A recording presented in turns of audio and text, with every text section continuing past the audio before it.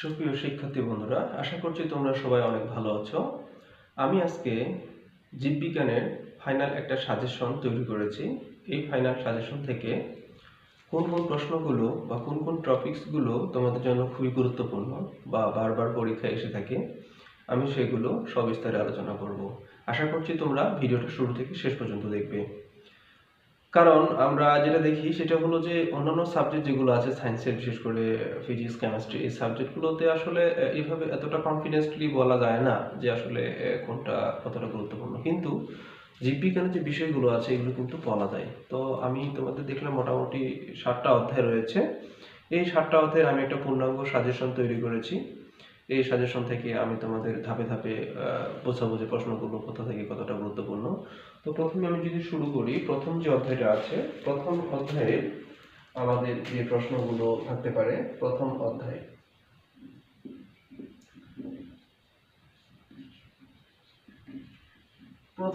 থেকে আমরা যদি কয়েকটা রাজ্য দেখি, হ্যাঁ, যেমন একটা হলো মনেরা রাজ্য, তারপরে একটা হলো আমাদের প্রোটিস্টা রাজ্য, তারপরে ফানজাই আছে একটা, তারপরে আছে প্লান্টি আছে, তারপরে আছে অ্যানিমেলিয়া।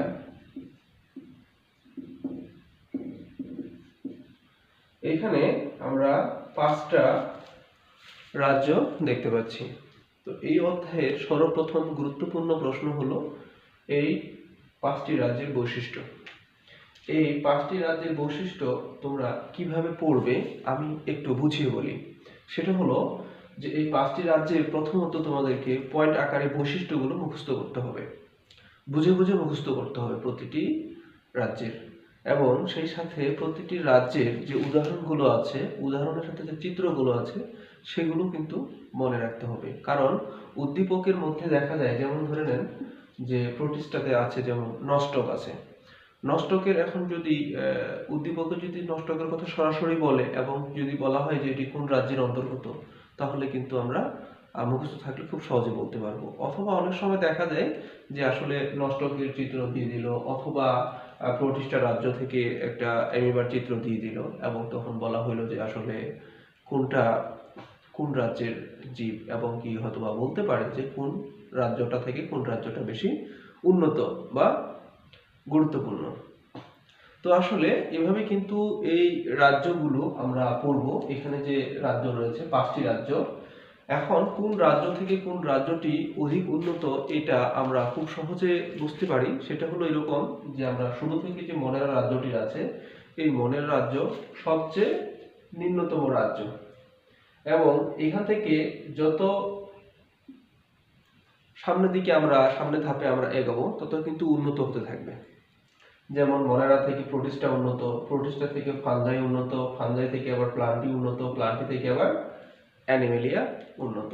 তাহলে এখানে প্রথম যে প্রশ্নটা আসে এই আমাদের রাজ্যগুলো থেকে, সেটা হলো এরকম যে আসলে 5টি রাজ্য থেকে তারা প্রথমের যে 2-3টা রাজ্য আছে যেমন মনেরা, প্রোটিস্টা, ফানজাই, এই রাজ্যগুলো শেষের রাজ্যগুলো যেমন প্লান্টি এবং অ্যানিমেলিয়া রয়েছে, এই 2টা রাজ্যের সাথে কম্পেয়ার করে এইভাবে প্রশ্ন করা হয় যে ধরে নাও যে একটা প্রতিষ্ঠা রাজ্যের জীবের একটা উদাহরণ বললো এবং সেই সাথে প্লান্টি রাজ্যের একটা জীবের উদাহরণ বললো, এবং ঘনাবার দেখা যায় সৃজনশীলে বলে যে আসলে কোন রাজ্যটি বেশি উন্নত।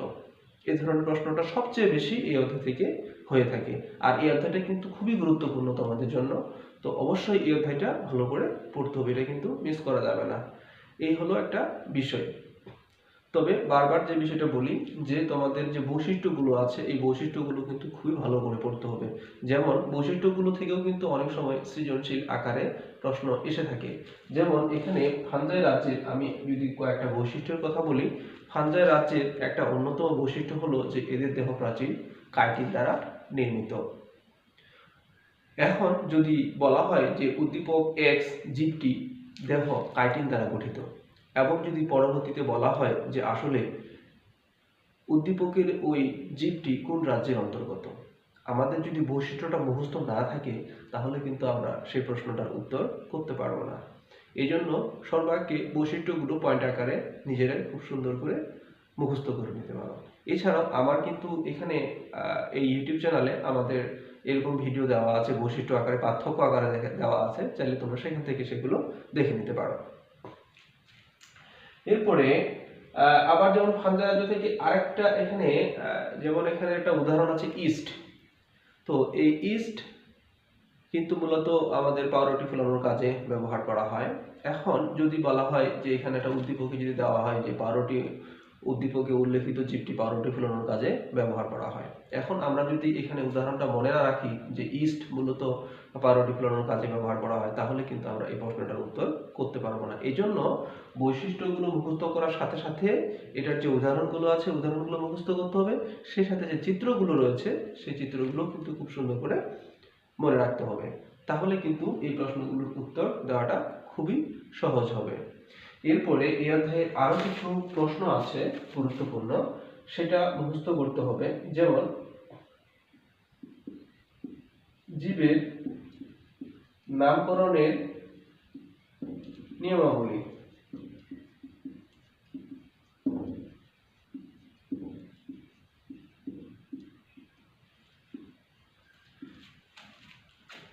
হ্যাঁ, এখন হয়তোবা দেখা গেল যে উদ্দীপকে একটা প্রশ্ন আমাদের বলে দেওয়া হইলো যে এরকম যে আসলে ধরে নাও যে আমি এরকম একটা উদ্দীপক বললাম যে হোমোসেপিয়ান্স, অথবা আমি বললাম অরাইজা স্যাটিভা। হ্যাঁ, এখন বলার পরে আমি যদি বলি গ অথবা ঘ নাম্বারে যে উদ্দীপকে উল্লেখিত জীবটির নামকরণের ক্ষেত্রে আমরা কোন কোন পদ্ধতি অবলম্বন করব, তাহলে কিন্তু আমাদের নামকরণের যে নিয়মগুলো আছে, অর্থাৎ দ্বিপদ নামকরণের যে নিয়মগুলো আছে সেই নিয়মগুলো কিন্তু লিখতে হবে পরীক্ষার খাতায়। অর্থাৎ আমরা বলতে পারবো যে আসলে এই এই পদ্ধতিগুলো অবলম্বন করে এই জীবটি বা এই উদ্ভিদটির নামকরণ করা হয়। এটাও কিন্তু ধরে একটা গুরুত্বপূর্ণ টপিকস। তবে সবচেয়ে বেশি হলো এই যে এই 5টা রাজ্য আছে, এগুলো 100%, এগুলো 100%। এরপরে আরেকটা বিষয় এখান থেকে এসে থাকে, আমরা নতুন যে বইটা আছে সেটাতে দেখতে পেয়েছি, সেটা হলো যে শ্রেণীবিন্যাস দেওয়া আছে একটা, সেটা হচ্ছে মানুষের শ্রেণীবিন্যাস। তো মানুষের শ্রেণীবিন্যাস দেওয়া আছে, এটা আমাদের মুখস্থ করতে হবে।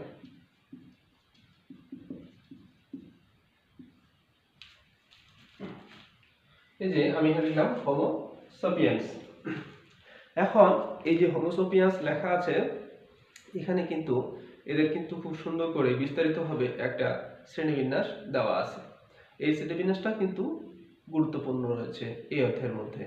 তাহলে আমরা যদি এই 3টা টপিকস 5টি রাজ্য এবং জীবের নামকরণের নিয়মাবলী এবং মানুষের শ্রেণীবিন্যাস, এই 3টা বিষয় যদি আমরা এখানে ক্লিয়ার করে রাখতে পারি, তাহলে আমাদের গ এবং ঘ বিভাগের জন্য এগুলোই এনাফ হবে বলে আমি মনে করি। এছাড়াও এখানে আরো কিছু ছোট্ট প্রশ্ন আছে যেগুলো যদি আমি বলি এভাবে, যেমন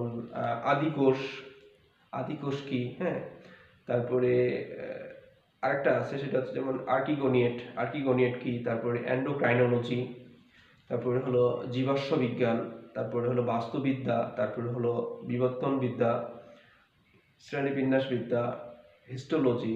এরপরে রয়েছে আইসিবিএন এবং আইসিজেডএন। আমি যে টপিকসগুলো বললাম তোমরা চাইলে এই টপিকসগুলো খাতায় সুন্দর করে লিখে নিতে পারো। আর আমি যেহেতু সাজেশনটা তোমাদের জন্য তৈরি করেছি, যদি কারো প্রয়োজন হয় পিডিএফ, তাহলে আমাকে অবশ্যই কমেন্ট করে জানাবে, আমি অবশ্যই তোমাদের সাথে সেটা শেয়ার করব।